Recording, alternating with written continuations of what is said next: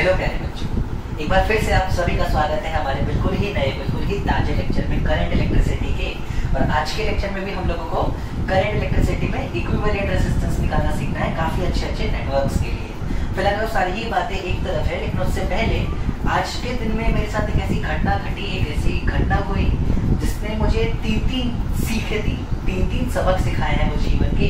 तो मैं सोचता हूँ कि क्यों ना मैं उस घटना को या फिर उन सीख को मैं आपके साथ डिस्कस करूँ। हो सकता है ये सीख आपकी जिंदगी में बहुत काम आए, हो सकता है ये सीख आपकी जिंदगी में बहुत काम आए। तो कैसी सीख की बात कर रहा हूँ मैं और कैसी घटना की बात कर रहा हूँ मैं, तो छुपाने से कुछ होना तो है नहीं बच्चों। एक काम करता हूँ, मैं घटना आपके साथ शेयर कर देता हूँ, ध्यान से देखना।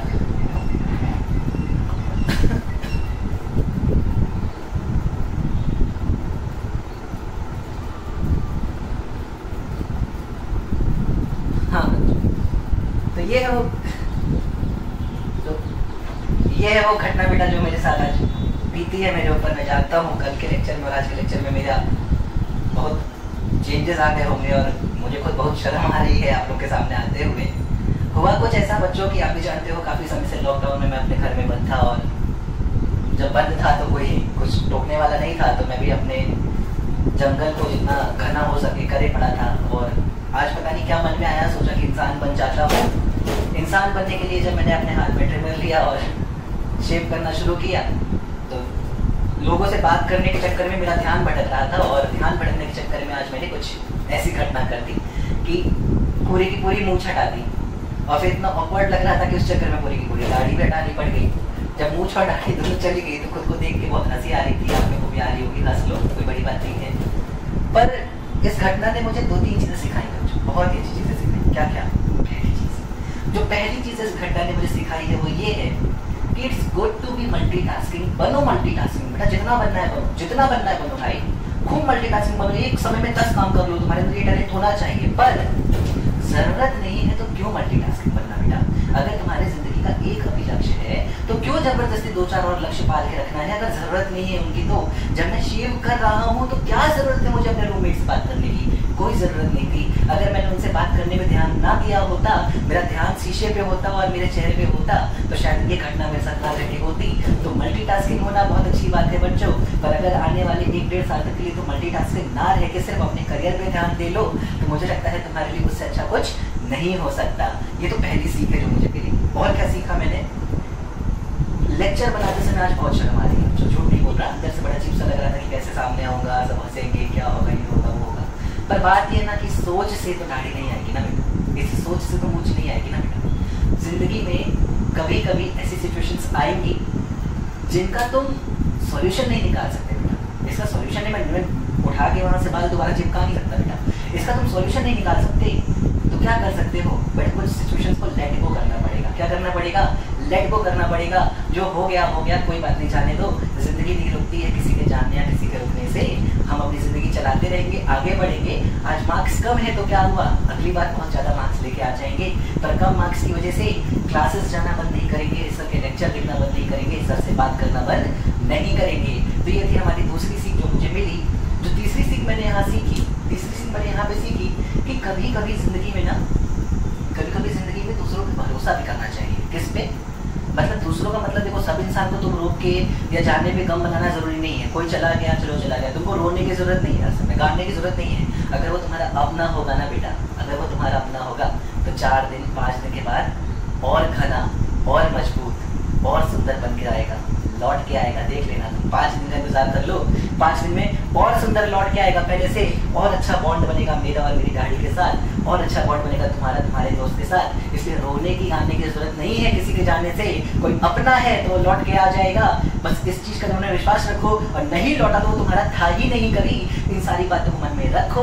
गलत डायरेक्शन में नहीं सिखाना चाहता हूँ मैं, कुछ प्रैक्टिकल बातें हैं, कुछ लॉजिकल बातें हैं, तुम्हारे जीवन का ज्ञान देना चाहता हूँ। और इस ज्ञान के साथ मुझे लगता है कि काफी ज्यादा ज्ञान दे दिया है मैंने अपने आप को कवर करने के लिए।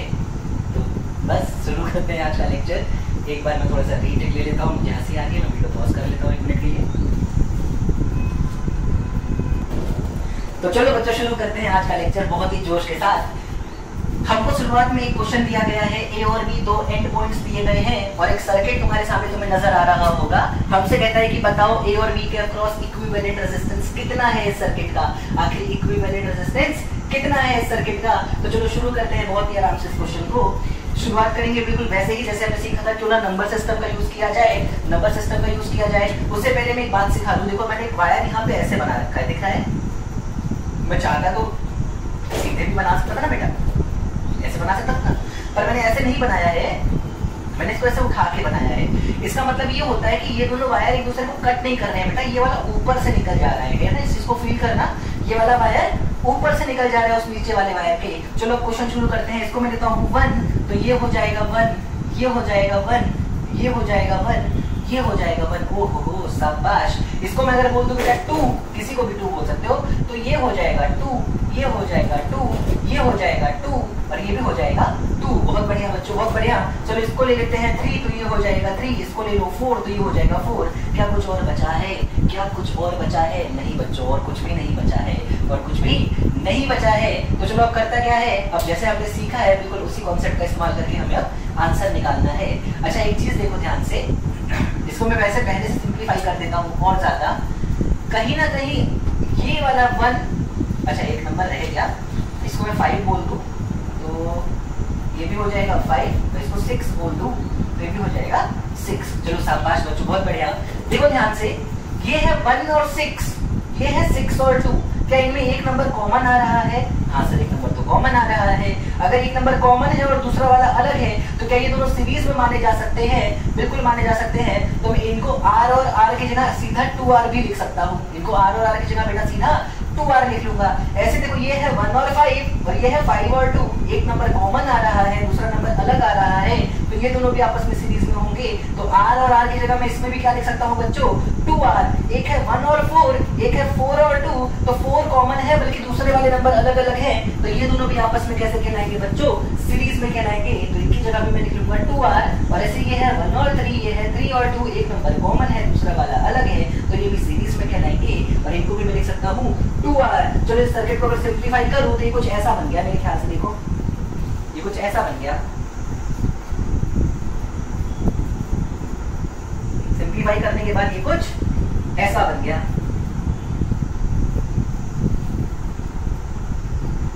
यहाँ पे एक रेजिस्टर है 2R, यहाँ पे एक रेजिस्टर है 2R, यहाँ पे एक रेजिस्टर है 2R और यहाँ पे भी एक रेजिस्टर है 2R।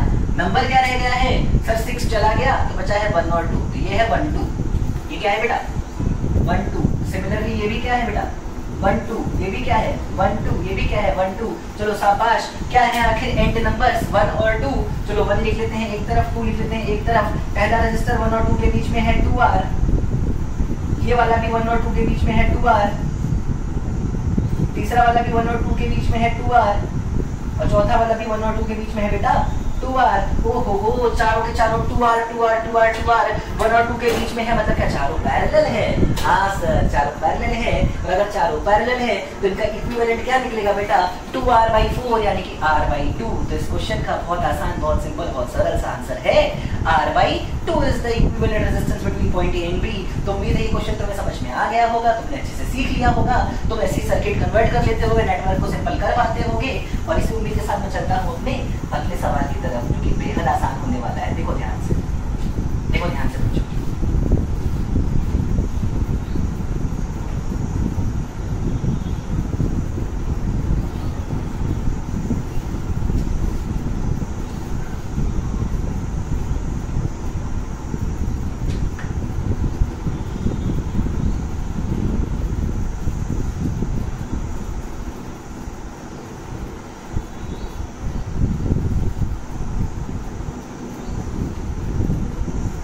शाबाश, बहुत बढ़िया सर्किट दिखा है सर। ये तो है भी बेटा, रजिस्टर लगाते चलेंगे। सब रजिस्टर R ओम के हैं, मैंने पहले लिखा है, कभी मेंशन नहीं करता हूँ, मतलब रजिस्टर सारे R ओम के होने वाले हैं। ये भी R, ये भी R, ये भी R है ना,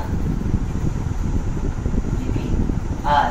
चलो ये है बेटा पॉइंट A, ये है बेटा पॉइंट B, सारे रजिस्टर है R ओम के।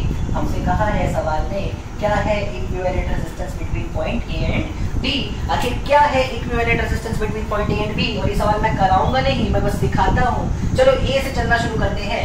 ए से चलते हैं, सोचो ए से चले तो ये दोनों रेजिस्टर सबसे पहले कैसे नजर आ रहे हैं बेटा, ये दोनों कैसे नजर आ रहे हैं, ये वाला और ये वाला, ये तो एक ही वायर है, एक ही वायर, तो ये दोनों हुए सीरीज, तो ये दोनों हुए सीरीज, उसके साथ ये क्या हुआ पैरेलल। जब ये सॉल्व हो जाएगा तो उसके साथ ये वाला क्या होगा, देखो ये एक हो गया ना बेटा, ये एक और फिर ये, तो ये हो गया आपस में सीरीज, उसके साथ ये क्या हो जाएगा पैरेलल, ये सॉल्व हो जाएगा, ये सॉल्व हो जाएगा, तो उसके साथ ये हो जाएगा सीरीज, तो ये सॉल्व हो जाएगा, और ये सबसे जोड़ोगे तो इसके साथ हो जाएगा पैरेलल, तो ये सॉल्व हो जाएगा, फिर ये सीरीज, ये पैरेलल, ये सीरीज, और फाइनली ये वाला क्या होने वाला है बच्चों पैरेलल। कितना आराम, कितने आसानी से हम इसको सॉल्व कर सकते हैं। तरीका बता दिया मैंने, सॉल्व करना है तुमको। अपनी कॉपी में आंसर लिखने के बाद ही सांस लेना चैन की और अगले कॉन्सेप्ट की तरफ चलना। फिर से रिपीट कर दूं, series series parallel, series parallel, series parallel, series parallel, series parallel. शाबाश मेरे बच्चों, बहुत बढ़िया। तो इस तरीके से हमने एक और क्वेश्चन को करना सीख लिया है और चलते हैं हम लोग अपने बहुत ही बढ़िया, बहुत ही अच्छे से कॉन्सेप्ट की तरफ। उम्मीद है तुमने ये पहले टाइप के सारे ही क्वेश्चन को सॉल्व करना सीख लिया होगा। जो सेकंड टाइप में तो मैं सिखाने जा रहा हूँ उसको कहते हैं सिमेट्री मेथड। क्या बोलेंगे उसको, सिमेट्री मेथड। तो चलो सिमेट्री मेथड की तरफ चलते हैं अपने। तो देखो बच्चों, अगला जो कॉन्सेप्ट या फिर अगला जो मेथड हमें सीखना है या कि जो नेटवर्क्स हमें देखने हैं उसमें अक्सर हम लोग यूज किया करेंगे सिमेट्री मेथड का। कैसे मेथड का बच्चों, सिमेट्री मेथड का। सर क्या है आखिर सिमेट्री मेथड, थोड़ा और तरीके से सिखाइए ना। बिल्कुल सिखाऊंगा बच्चों। देखो रुमाल आ गया फिर से, है ना। तो देखो क्या है भाई, देखो ध्यान से दिखाता हूँ तुमको। इस सर्किट को बहुत ध्यान से देखो। ए और बी पॉइंट के अक्रॉस कुछ रेजिस्टर्स कनेक्टेड है। कैसे, ये आर, ये आर, ये आर, ये आर, ये वाला भी आर, ये आर और ये आर। ठीक है, चलो हमसे कहता है कि ए और बी के अक्रॉस इक्विवेलेंट रेजिस्टेंस फाइंड करना है। उसके पहले मैं तुमसे एक बात बोलता हूँ, जरा देखो, अगर मैं इस लाइन को तुमसे कहूँ बेटा इसको एक मिरर मान लो। क्या मान लो बेटा, एक मिरर मान लो। क्या मान लो बेटा, फिर से सुनो मेरी बात, मिरर मान लो अगर तुम इस लाइन को। तो देखो ध्यान से, इधर का जो तुमको नेटवर्क नजर आ रहा है, क्या ऐसा नहीं लगता कि अगर ये मिरर है तो उसी की एक इमेज वहां पे बनी हुई है? लगता तो है, बिल्कुल वैसा ही लग रहा है भाई। अगर मैं मानता हूँ इसको मिरर, तो ऐसा लगता है कि इधर जो भी नेटवर्क है उसकी इमेज ही तो उधर बनी हुई है। इमेज का मतलब सिर्फ ये नहीं कि यहाँ रजिस्टर वहाँ रजिस्टर लगा हुआ है, सेम है भाई। ये आर है तो वो भी आर है, ये आर है तो ये भी आर है, ये आर है तो ये भी आर है, मतलब बिल्कुल इसी की इमेज बनी हुई है उस तरफ। या अगर इसको ऑब्जेक्ट मान लो तो इस तरफ उसकी इमेज नजर आ रही होगी। देखा जाए तो इस लाइन के अबाउट ए और बी के लिए मिरर सिमेट्री नजर आ रही है। क्या नजर आ रही है बच्चों, मिरर सिमेट्री नजर आ रही है। और अगर मिरर सिमेट्री नजर आ रही है तो कॉमन सेंस एक बात बोल सकता है। क्या बोल सकता है, ध्यान से समझो। जो करंट, जो भी मैग्नीट्यूड की करंट इस वायर में होनी चाहिए उतनी ही करंट इस वायर में भी आनी चाहिए। सर वो नहीं एरो तो ऐसा नहीं होना चाहिए मिरर में, बट भाई एरो पे मत जा, करंट की डायरेक्शन की बात कर रहा हूँ। मिरर की सिमेट्री ध्यान से फील करो तो ऐसा लगता है ना कि ये बिल्कुल वैसा ही है जैसे इसकी इमेज। तो ये ऑब्जेक्ट ये इमेज, ये ऑब्जेक्ट तो ये इमेज। तो जैसी करंट इस वायर में होगी वैसी करंट इस वायर में होगी, जैसी करंट इस वायर में होगी, जैसी करंट इस वायर में होगी वैसी ही करंट इस वायर में होती होगी। क्योंकि जो करंट यहाँ वही करंट यहाँ होनी चाहिए। तो जैसी करंट यहाँ होती होगी वही करंट यहाँ निकल जाती होगी। तो ये हुआ हमारे पास एक कॉमन सेंस की बात, एक कॉमन सा लॉजिक जो हमें फील हुआ कि यहाँ वाली करंट यहाँ चली जाती होगी, यहाँ वाली करंट यहाँ चली जाती होगी। ओ क्या कहना चाहते हैं सर? सुनो मैं क्या कहना चाहता हूँ, ध्यान से देखो। मैं कहना चाहता हूँ कि अब अगर कुछ देर के लिए इस लाइन को तुम भूल के महसूस करो तो जो करंट सर्किट में यहाँ से गई है, जो भी करंट गई, क्या वो सीधी निकल गई है? ऐसा नहीं ना, बिल्कुल सीधी निकल गई। और जो करंट यहाँ से गई, क्या वो बिल्कुल ऐसे नहीं वो ऐसे इधर निकल गई हो? तो आखिर इस पॉइंट का यहाँ जुड़े होने का क्या फायदा है? क्या मतलब है इसका, जरा सोचो। इस पॉइंट का यहाँ जुड़े होने से क्या लेना देना? कोई फायदा, कोई मकसद, कोई मतलब नहीं था। इस केस में ये पॉइंट जो तुम्हें यहाँ पे जुड़ा हुआ नजर आ रहा था, ये पॉइंट जो तुम्हें यहाँ जुड़ा हुआ नजर आ रहा था, सर मुझे तो नजर नहीं आ रहा था, अरे थोड़ा पीछे जाके देख ले 10-20 सेकंड, तुम्हें नजर आ जाएगा ये पॉइंट जो यहाँ पे जुड़ा हुआ था। इसके जुड़े होने का कोई काम नहीं होता, इसके जुड़े होने का कोई काम नहीं होता, इसके जुड़े होने का बेटा कोई काम नहीं होता। फिर ये क्यों था यहाँ पे जुड़ा हुआ? तो बात ये कि जिंदगी जीने के लिए कुछ गलत फहमियों का होना जरूरी होता है। शायद उसको जीने के लिए इस गलत फहमी को देखना पड़ता होगा। हम भी जीने के लिए बहुत सी गलत फहमियों का सहारा लेते हैं, कोई बात की बड़ी बात नहीं है। पर इस पॉइंट का यहाँ कनेक्टेड रहने का कोई लेना देना नहीं था। तो इस सर्किट को मैं चाहूं तो अगर ऐसा बना दूं, देख ध्यान से देख,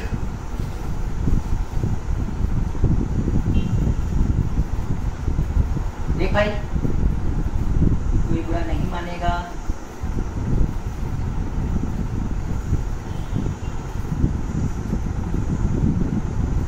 तो भी इस सर्किट में कोई फर्क नहीं पड़ रहा है, तो भी इस सर्किट में कोई फर्क नहीं पड़ रहा है। देखो जो चीज जुड़ी हुई थी उसको मैंने अलग बना के दिखाया है, उसको मैंने अलग कर दिया, इससे सर्किट को कोई फर्क नहीं पड़ता।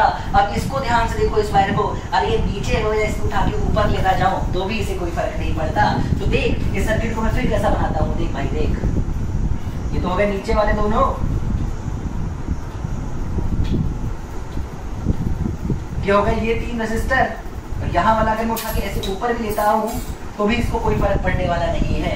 अब देखो ध्यान से कितना सिंपल हो चुका है हमारा क्वेश्चन, कितना आसान हो चुका है हमारा क्वेश्चन। अगर ये थे पॉइंट ए और बी, तो देख ये दोनों रेजिस्टर हुए सीरीज में, आर और आर का 2R, इनका जो भी कॉम्बिनेशन का रिजल्ट मिला उसके साथ ये हुआ पैरेलल, 2R और R का 2R/3, और उसके साथ ये दोनों हो गए फिर से सीरीज में, तो R + 2R/3 plus R + 2R/3 plus R, ये कितना हो गया 2R + 2R/3, मतलब 6R + 2R/3, तो 8R/3, ये 8R/3 आ गया पूरा का पूरा सीरीज में, सॉरी एक साथ। और नीचे है ये दोनों 2R सीरीज में, ये दोनों 2R कैसे है बेटा, R और R कैसे है सीरीज में, तो R और R का हो जाएगा 2R, ये 8R/3 और ये 2R आपस में है पैरेलल में, ये 8R/3 जो ऊपर के नेटवर्क से मिला है। मैं रिपीट कर दूं बेटा, सबसे पहले ये दोनों सीरीज, उसके साथ ये पैरेलल, तुम खुद से सॉल्व कर सकते हो बेटा, मेरा काम ये नहीं तो मैं R और प्लस R 2R और पैरेलल करना सिखाऊं, मैं बस फील करा सकता हूँ। ये दोनों सीरीज, उसके साथ ये पैरेलल,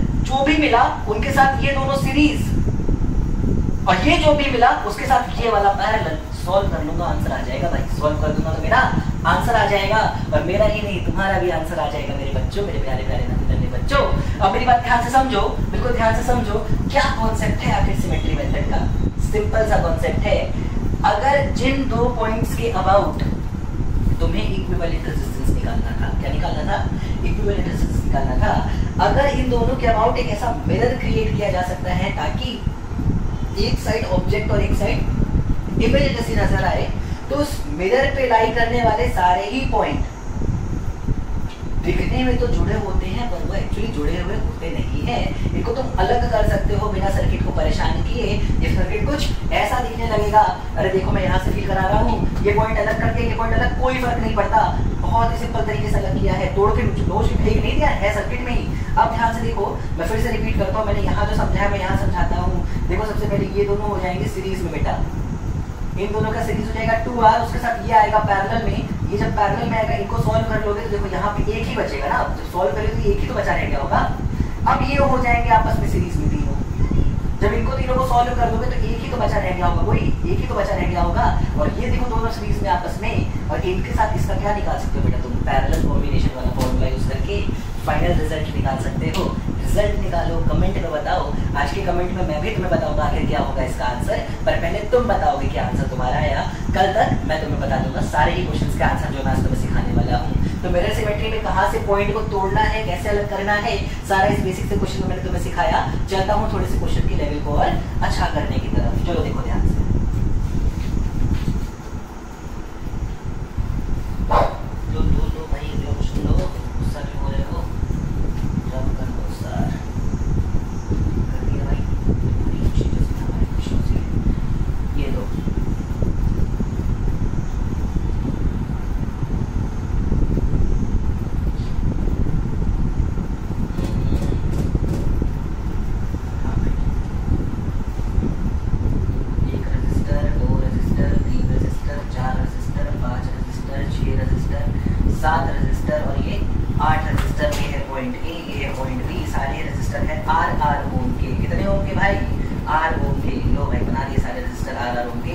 मैंने कहा बताओ ए और बी के अक्रॉस इक्विवेलेंट रेजिस्टेंस कितना है सर्किट का।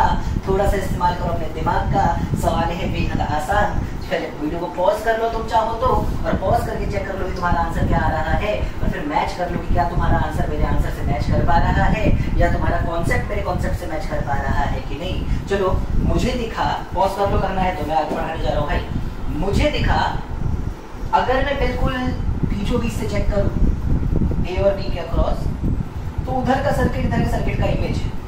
ओहो, तो मेरा सिमेट्री लगेगी, तो ये पॉइंट का यहाँ जो तुम्हें दिख रहा है, ये पॉइंट का यहाँ होना किसी काम का नहीं है। और अगर ये किसी काम का नहीं है तो इस सर्किट को रीड्रॉ कर सकता हूं मैं कुछ ऐसा।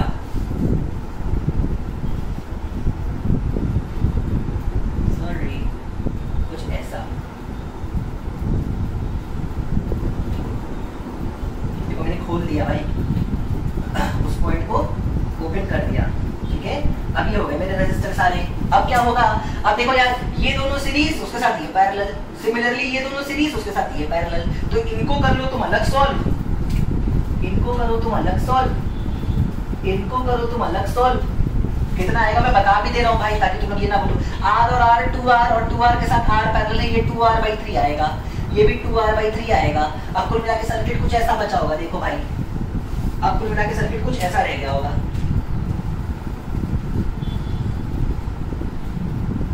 ये आ गया होगा 2R/3, ये भी आया होगा 2R/3, ये आया होगा R, ये आया होगा R। अब देखो ये तीनों होंगे सीरीज में भाई, ये तीनों कैसे होंगे सीरीज में, अरे एक ही वायर है ना भाई, तीनों सीरीज में, R 2R/3 और R, ये आ जाएगा 8R/3। कितना आ जाएगा 8R/3, 8R/3 लगा दो सर, लो हटा के लगा दिया भाई। अब तो एक ही रजिस्टर बचा है, कितना 8R/3, उसके साथ ये कैसा है बेटा पैरेलल में, तो 8R/3 2R/3 पैरेलल में है। लास्ट में फॉर्मूला इस्तेमाल करो, आंसर निकाल लो, चेक कर लो तुम्हारा आंसर सही है कि गलत है। मैं बता दे रहा हूँ बार बार बेटा, मैं कमेंट सेक्शन में कल, आज नहीं कल जरूर बता दूंगा कि कौन से क्वेश्चन का क्या आंसर होने वाला है। एक काम करते हैं, क्वेश्चन का कुछ नाम रख लेते हैं। क्या नाम रख लिया जाए, पहला वाला क्वेश्चन वो था तो उसको 1 बोल देते हैं, इसको 2 बोल देते हैं। सिमेट्री का क्वेश्चन नंबर 2 है, मैं सिमेट्री का क्वेश्चन नंबर 1, सिमेट्री का क्वेश्चन नंबर 2, ऐसे करके S1 S2 के आंसर्स कल बताता चलूंगा तुम लोगों को, तो इन चीजों को तुम अच्छे से नोट कर लो। तो चलो चलते हैं हम लोग अगले क्वेश्चन की तरफ बेटा। तो देखो बच्चों, इस सवाल में हम लोगों को फिर से ए और बी के अक्रॉस इक्विवेलेंट रेजिस्टेंस कैलकुलेट करना है। अगर फिर से इस बार ध्यान से देखा जाए बच्चों, फिर से ध्यान से देखा जाए तो कहीं ना कहीं इस पर्टिकुलर लाइन के अबाउट तुम्हें ये सर्किट भी मिरर सिमेट्रिक नजर आ रहा होगा, मतलब जैसा है इधर वैसा है उधर। और इस केस में क्या होगा, इस केस में यहाँ पता चलेगा हमको कि ये जो पॉइंट है, यहाँ पे जो जॉइंट दिख रहा है, एक्चुअली जॉइंट किसी काम का नहीं है, तुम इस जॉइंट को हटा भी सकते हो। कौन से पॉइंट के अक्रॉस बेटा, याद रखना जिधर मिरर होता है उसके अबाउट जॉइंट टूटता है हमेशा। कई बार बच्चा गलती करता है, वो यहाँ पे ऐसे तोड़ देता है जॉइंट को, ऐसा नहीं करना है भाई। मिरर के अबाउट जॉइंट तोड़ोगे हमेशा, मिरर के अबाउट। तो देखो ध्यान से, अगर तुमने इस जॉइंट को तोड़ा तो अब तुम्हारा सर्किट कुछ हो जाएगा ऐसा,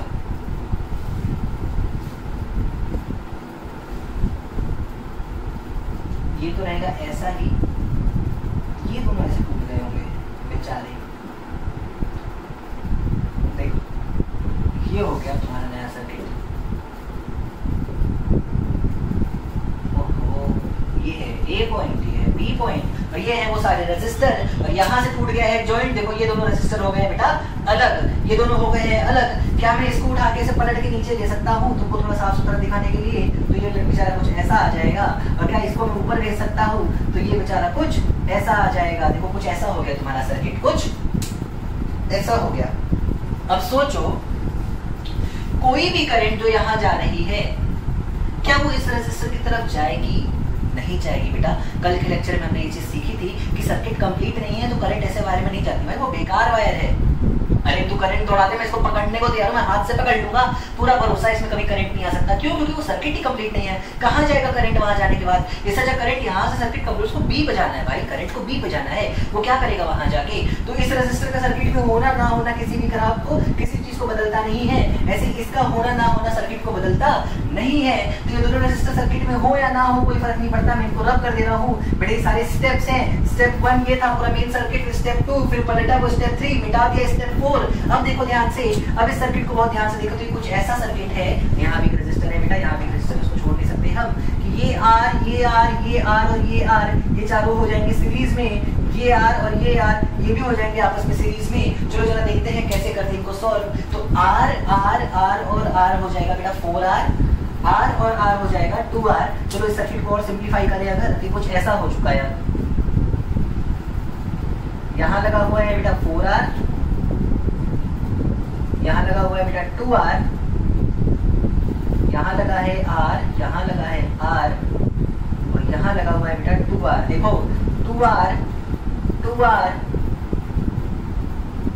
4r और ये दोनों r और r, देखो मैंने सारे लगा दिए। अब अगला स्टेप, ये दोनों से पैरेलल, इनको सॉल्व कर लो भाई। इनको सॉल्व करोगे तो 4r और 2r का जो भी निकल के आता होगा उसके साथ ये कितना आएगा, 4 2 8 अपॉन 4 + 2 6, 4/3r निकल के आएगा। ये 4/3r निकल के आएगा। ये जैसे तुम सॉल्व कर लोगे 4/3r को, एक बार चेक कर लेना बेटा कैलकुलेशन मिस्टेक ना हो। तो अब ये r, ये 4/3r और ये r आपस में हो जाएंगे सीरीज में। जब इनको भी सॉल्व कर लोगे तो उसके साथ ये 2r हो जाएगा पैरेलल में।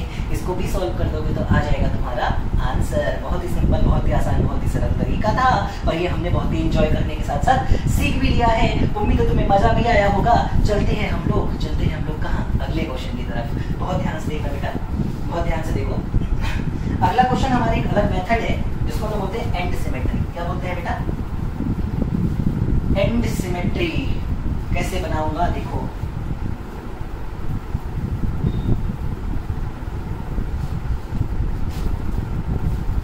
चलो भाई देखो,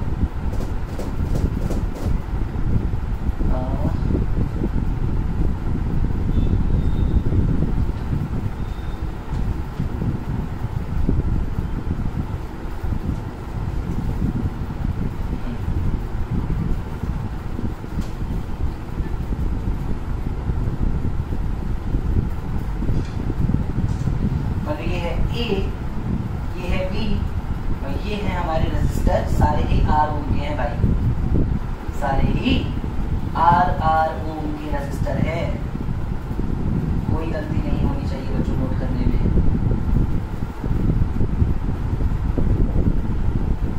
एक भी रेजिस्टर मिस मत कर देना बेटा, ठीक है? तो ये हो गए सारे रेजिस्टर R ओम के। और कहता है कि बताओ A और B के अक्रॉस कितना है इक्विवेलेंट रेजिस्टेंस। क्या पूछा है हमसे?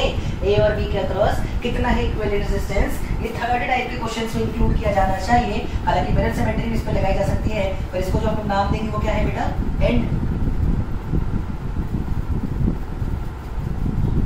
सिमेट्री। क्या नाम देंगे बेटा इसको? And symmetry. आखिर क्या है ये एंड सिमेट्री? एंड सिमेट्री कैसे इस्तेमाल करते हैं, मेरी बात बिल्कुल सुनो ध्यान से। एंड पॉइंट्स यानी कि वो पॉइंट्स जिसके अक्रॉस इक्विवेलेंट रेजिस्टेंस निकालना है, जरा उनको एक लाइन से ज्वाइन करके देखो, इमेजिनरी लाइन से। चलो करते हैं भाई।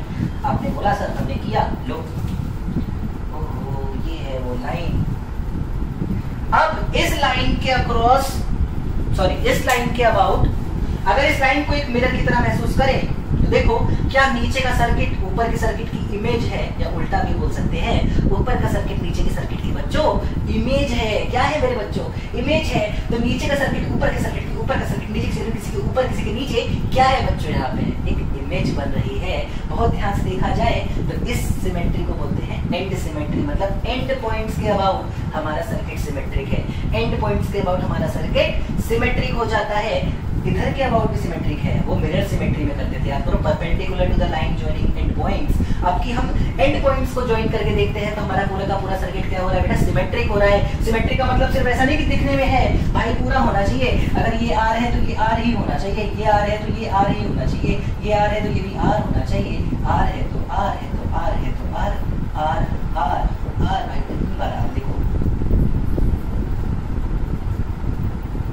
R को छोड़ गया होगा तो बेटा बुरा मत मानना। फिलहाल ध्यान से देखो तो A और B के अबाउट ये सर्किट हमारा कैसा है?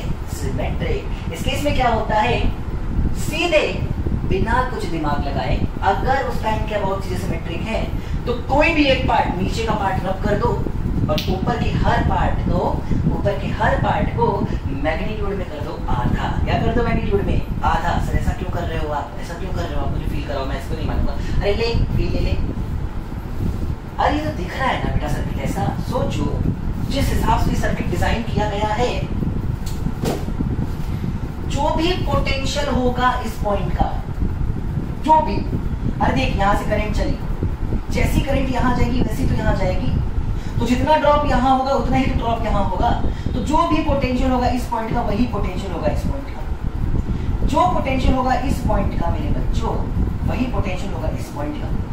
जो पोटेंशियल होगा इस पॉइंट का वही पोटेंशियल होगा इस पॉइंट का। जो पोटेंशियल होगा इस पॉइंट का वही पोटेंशियल होगा इस पॉइंट का। जो पोटेंशियल होगा इस पॉइंट का वही पोटेंशियल होगा इस पॉइंट का। ओहो, क्या तुम फील कर पाते हो? क्या तुम फील कर पाते हो? अरे देखो बिल्कुल वैसी कहानी है यार। देख भाई, ए पॉइंट से मान लो बहुत सारे फौजी निकले, फौजी समझते हो ना भाई, फौजी निकले, आर्मी की मतलब ट्रूप निकली मान लेते हैं। तो कुछ आगे जाने के बाद दो रास्ते थे, दोनों में आर्मी अपने आप को बांटेगी बराबर बराबर, क्योंकि दोनों तरफ दुश्मन कैसे हैं? बराबर बराबर। अरे कैसे दुश्मन है? ऊपर और नीचे बराबर। तो आर्मी भी कैसी बटेगी? बराबर। तो जब यहाँ की आर्मी आगे जाती है तो यहाँ कुछ गुंडे को मारी, कुछ थकान हुई, और यहाँ पे आर्मी आके रेस्ट करेगी। यहाँ पे कुछ गुंडों को मारी, थकान हुई, यहाँ पे आके रेस्ट करेगी। अरे जो थकी ऊपर की आर्मी वही ना थकी नीचे की आर्मी। उतना ही तो दोनों ने अपनी एनर्जी लॉस किया है, और एनर्जी ही तो पोटेंशियल का ड्रॉप बता रहा हूँ मैं। तो देखो इन दोनों पॉइंट का पोटेंशियल हो जाएगा सेम। तो क्या ऐसे सेम पॉइंट के पोटेंशियल को जैसे घर में कपड़े तय करते हो बेटा, कपड़े तय करते हो, वैसे इन दोनों पॉइंट को पकड़ के आपस में चिपका दो। वैसे इन दोनों पॉइंट को पकड़ के चिपका दो, इन दोनों को चिपका दो, इन दोनों को चिपका दो, इन दोनों को चिपका दो। जब चिपका दोगे फेविक्विक का जोड़ है बेटा, तो ध्यान से देखो, ये जो पहला रेजिस्टर है इसी के ऊपर कहीं ना कहीं ऐसे आ गया है, ये नीचे वाला रेजिस्टर, ये वाला इसी के ऊपर तो आ गया भाई। तो ये दोनों आर और आर आपस में पैरेलल नहीं हो गए? पैरेलल हो गए तो भाई आर और आर का r/2 ही तो हो जाएगा। और यही तो मैंने पहले बोला था, तुमने एक्सप्लेनेशन मांगी तो मैंने दे दिया। सीधे मिटाओ नीचे के पार्ट को और ऊपर के सारे रेजिस्टर को कर दो आधा। क्या कर दो बेटा? आधा। और उसके बाद सर्किट तुम्हें जैसा नजर आए उसको सॉल्व करते चले जाओ। बहुत ही आसान लगेगा तुम्हें आंसर निकालना। मैं दिखाता हूँ कैसे। बिल्कुल ध्यान से देखो बच्चों, बिल्कुल ध्यान से देखो। बड़ी गर्मी है भाई। तो सर आपने जैसा बोला उसके अकॉर्डिंग मैं करूँगा सबको आधा। पहले बना लिए, और मेहनत का काम है। ऐसे ओके ओके, कैसे आ रहा है लाइट, और चला जा रहा है ऐसे, और ऐसे आ रहा है, चला जा रहा है ऐसे। हाँ सर, बढ़िया बढ़िया। तो देखो ये हो गया होगा ये 5 6 7 8 9 10, और ये हो गया हमारे एंड पॉइंट्स ए और बी। मैंने कुछ नहीं किया भाई, नीचे का पूरा मिटाया, ऊपर के सब को करूंगा आधा। तो अब ये हो जाएगा r की जगह r/2 r/2 r/2 r/2 r/2 r/2 r/2 r/2। Sir writing का क्या लेगा बे, सीखना। r/2 ओहो बहुत बढ़िया सर, शाबाश। अब क्या करोगे सर? अरे तो कुछ बचा ही नहीं है बे, बहुत आसान सर्किट है भाई। देख ये दोनों सीरीज आपस में पैरेलल, ये दोनों सीरीज आपस में पैरेलल। इनको सॉल्व कर लोगे तो देखो 4 लगे होंगे बस सीरीज में। ऐसे देख, बहुत सिंपल सर्किट है, 4 लगे हुए हैं लाइन से सीरीज में। r/2 ये और वो, और ये r/2 ही आएगा। देख r/2 का r, r/2 का r, r और r का r/2। तो r/2 4 बार r/2 लगे हैं सीरीज में, 4 × r/2 यानी कि 2r हो जाएगा। इस सिंपल से सरल से आसान से सवाल का जवाब। उम्मीद है ये क्वेश्चन तुम्हें समझ में आ गया होगा, तुमने कॉपी में अच्छे से नोट कर लिया होगा। अभी कहाँ के सर तो आप पढ़ाई वहाँ पे मतलब पोस्ट करके कर तो सकते थे तुम, नोट आराम से नोट कर लो। एक और क्वेश्चन करूँगा मैं, एक और क्वेश्चन कराऊंगा मैं इस सिमेट्री वाले मेथड पे, और फिर चलेंगे हम लोग आगे। चलो देखो ध्यान से,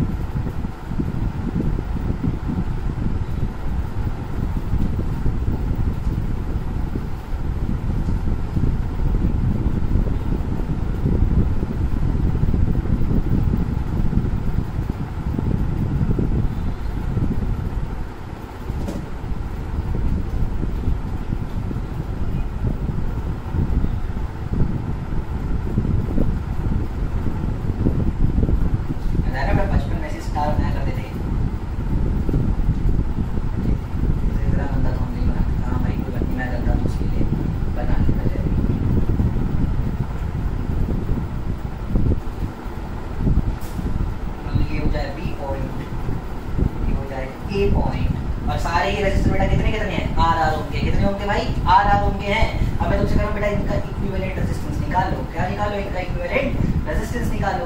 क्या तुम कर पाओगे, क्या तुम कर पाओगे?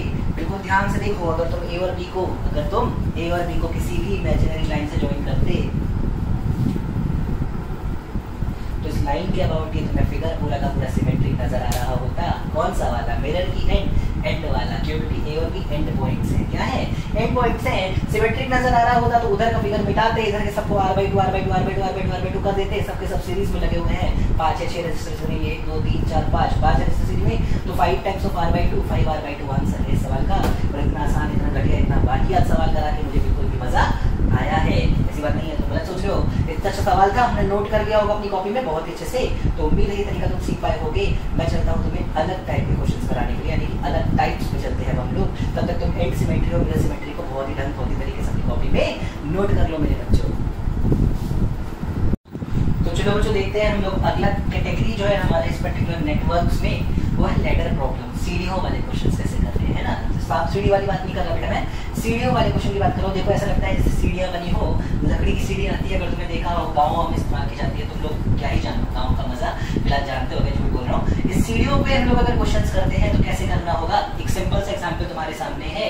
कुछ रेजिस्टर्स हैं सारे ही आर ओम के, सारे ही आर ओम के, और हमें निकालना है इक्विवेलेंट रेजिस्टेंस ए और बी पॉइंट के अबाउट, जहाँ पे ए है यहाँ और बी है बेटा यहाँ। ए और बी के अबाउट इक्विवेलेंट रेजिस्टेंस निकालना है। ऐसे क्वेश्चंस को शुरू करना बहुत आसान होता है। ये फाइनाइट है क्योंकि इसका एंड हमें पता है कहाँ पे हो रहा है।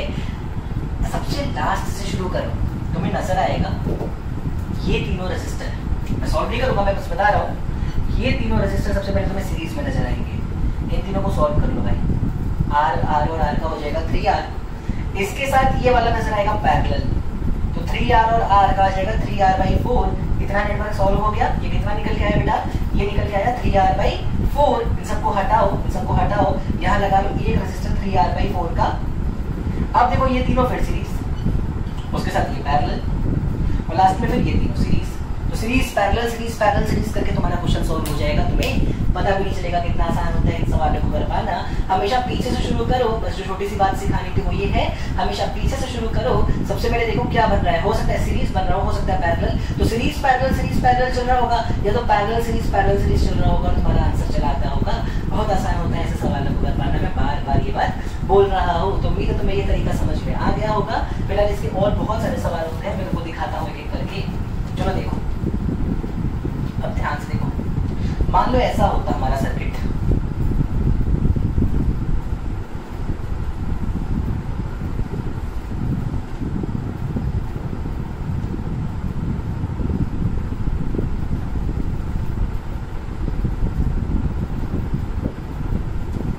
चलो पिछले लेटर और इस लेटर में बस एक छोटा सा फर्क पड़ गया है कि यहाँ कोई वायर नहीं था। अब क्या करोगे, अब कैसे सॉल्व करोगे इस सवाल को, ध्यान से देखो। तो फिर से वही बात है, जो भी करंट है मान लो ए से निकली, यहाँ गई, कुछ यहाँ गई, फिर कुछ यहाँ गई, कुछ यहाँ गई, फिर कुछ यहाँ गई, क्या कुछ करंट यहाँ जाएगी बेटा? वही बात है बार बार। ये जो वायर, ये जो रेजिस्टर है, ये सर्किट कंप्लीट नहीं है, ये ब्रोकन सर्किट है, ये टूटा हुआ सर्किट है। तो यहाँ जो करंट जाएगी उसके पास कोई ऑप्शन नहीं है, उसे लौट के वापस नीचे से गुजरना होगा। तो वो पहले से ही नीचे से जाना पसंद करेगी। और ये रेजिस्टर तुम्हें बस कंफ्यूज करने के लिए दिए गए हैं। ये दोनों ही रेजिस्टर तुम्हें बस कंफ्यूज करने के लिए दिए गए हैं। ये किसी काम के रेजिस्टर नहीं है, तो इनका होना ना होना बेकार है। इसलिए सबसे पहले तो इनको भूल जाओ। तो क्वेश्चन पूरा नोट करना बेटा, मैं सॉल्यूशन बता रहा हूँ। ये आप देखो ध्यान से, ये तीनों फिर सीरीज, उसके साथ ये पैरेलल, फिर ये तीनों आपस में सीरीज, उसके साथ ये पैरेलल। यहाँ पे रेजिस्टर है, सॉरी बेटा मैं बनाना भूल गया, तुमको जरूर बना लेना। उसके साथ ये पैरेलल और लास्ट में फिर सीरीज। लो सॉल्व हो गया क्वेश्चन। कौन सी बहुत बड़ी रॉकेट साइंस है इसमें? कोई रॉकेट साइंस है ही नहीं। बेहद आसान, बेहद सिंपल सा सवाल था, और हमने इसे भी करना बहुत ही तमीज, बहुत ही तरीके से सीख लिया है। तो शाबाश मेरे बच्चों, हम लोगों ने लैडर के दो तरीके के क्वेश्चन देखे, और कैसे कैसे क्वेश्चन आते हैं लैडर के, तुम्हें और दिखाता हूँ। ध्यान से देखो, अब ये क्वेश्चन थोड़ा अच्छा है, इसको मैं दिखा दूँ तुम्हें पूरा सॉल्व करके। एक रेजिस्टर, दो रेजिस्टर, ऐसे डॉट डॉट डॉट बना हुआ है। इस डॉट डॉट डॉट का क्या मतलब है, ध्यान से समझो। डॉट डॉट का मतलब होता है बेटा कि ये सर्किट चलता ही चला जा रहा है, ये कभी खत्म ही नहीं हो रहा। कि कभी पापा पेट्रोल खत्म ही नहीं होता। एकदम ध्यान से देखो बेटा, ये सर्किट जो है चलता ही चला जा रहा है इनफाइनाइट लैडर, इसको बोलते हैं इनफाइनाइट लैडर। हमसे कहता है कि इसकी इक्विवेलेंट रेजिस्टेंस बताओ। अब तरीका सीखो, जब तुम्हें पता ही नहीं कि कहाँ तक है तो इसकी इक्विवेलेंट निकालना भी थोड़ा अजीब सा होगा।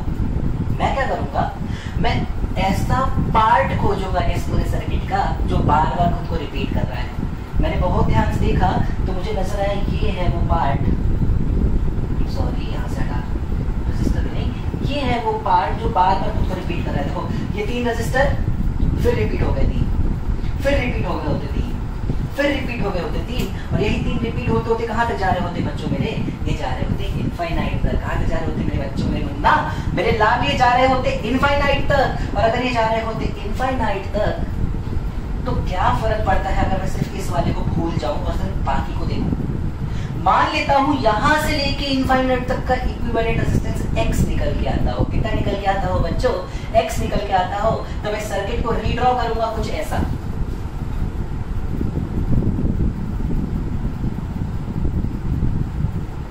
R R R, और इन सब का क्या निकल के आया है बेटा, x। मैंने यहां से लेके इसके पीछे तक का सारा ही बेटा, जरूरी क्या है, जरूरी है वो एलिमेंट खोज पाना, वो पार्ट खोज पाना जो बार बार खुद को रिपीट कर रहा है। और मुझे लगता है यही वो पार्ट था जो बार बार अपने आप को रिपीट कर रहा था। तो मैंने उसको हटा के वहां पे कितना लगा दिया रेजिस्टेंस बेटा, x। अब सोचो यहां से लेके इनफाइनाइट तक का इक्विवेलेंट रेजिस्टेंस x है, तो क्या अब तुम इस सर्किट का इक्विवेलेंट नहीं निकाल सकते? बिल्कुल निकाल सकते हो सर। ये x और r आपस में पैरेलल में है, तो x और r पैरेलल में है तो इनका इक्विवेलेंट आ जाएगा rx upon r plus x, r1 r2 upon r। दो रेजिस्टर्स जब पैरेलल में होते हैं बेटा इक्विवेलेंट होता है r1 r2 upon r1 plus r2। तो r इंटू x, तुम लोग भाई फॉर्मूला 1 अपॉन r वाला लगा लो, आंसर वही आएगा, r into x upon r plus x। तो देखो इसका इक्विवेलेंट निकलेगा rx upon r plus x, rx upon r plus x।